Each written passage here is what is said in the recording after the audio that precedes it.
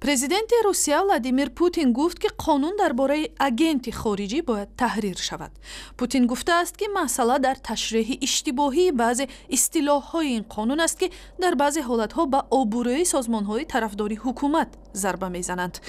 қонуни соли 2012 бо ташаббуси худи Путин қабул шуда аз созмонҳои ҷамъиятии Русия тақозо мекунад ки дар сурати дарёфти маблағу кӯмакпулиҳои хориҷӣ худро дар сохторҳои давлатии Русия ба унвони маъмур ё агенти хориҷӣ сабти ном кунанд.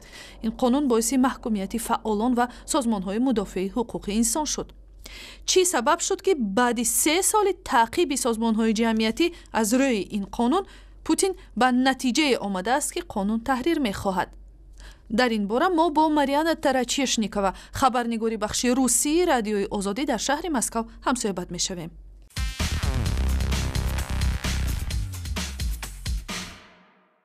Марияна, салом. Ба фикри шумо манзури Путин аз зарурати таҳрири қонуни агент ё маъмури хориҷӣ чист? Путин дар ҷаласаи палатаи ҷамъиятӣ рӯзи сешанбе гуфт ки мушкил дар нокомил будани истилоҳҳои истифодашуда дар ин қонун аст. Вай гуфт ки дар феҳрасти як қатор созмонҳои тарафдори ҳукумат ҳам иштибоҳан ворид шудааст.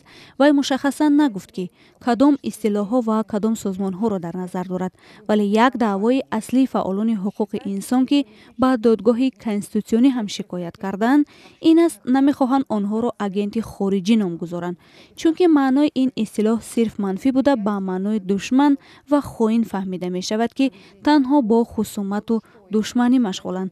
чизи дуюме ки мавриди норизоияти фаъолон шудааст, ин истилоҳи фаъолияти сиёсӣ аст, вале он бидуни шарҳ оварда шудааст. онҳо мегӯянд маълум нест ки манзур узвият дар созмонҳои сиёсӣ, ширкат дар маъракаҳои сиёсӣ аст ё чизи дигар. матбуот дар бораи ҳодисаҳои зиёде баҳсҳои додгоҳии созмонҳои маъруф аз ҷумла Мемориал навиштааст ки онҳо барои ба истилоҳ пок кардани исми худ аз доғи агенти хориҷӣ мубориза бурданд. маълумоти дақиқ дар бораи шумори ин созмонҳо вуҷуд дорад? дар маҷмӯъ ба реестр ё феҳрасти созмонҳои вазорати адлияи Русия ки бояд ба унвони агенти хориҷӣ зикр шаванд, номи 74 созмони ғайритиҷоратӣ ворид шуд. аз ин феҳраст 5 созмон тасмим гирифт ки баста шавад.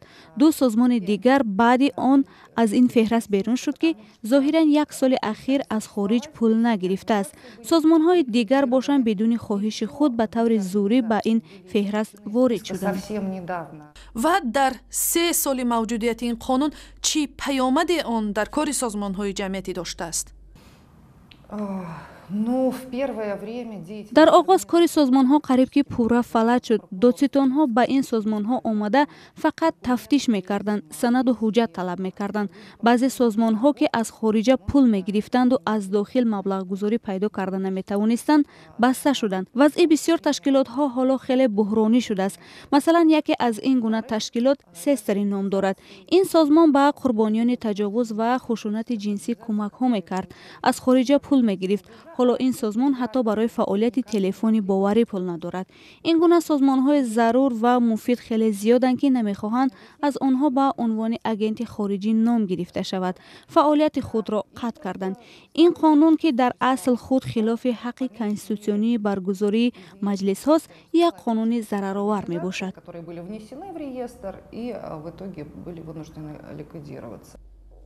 ташаккур. ба саволҳои мо Марияна Тарачешникова, хабарнигори бахши русии радиои Озодӣ аз шаҳри Москав посух дод.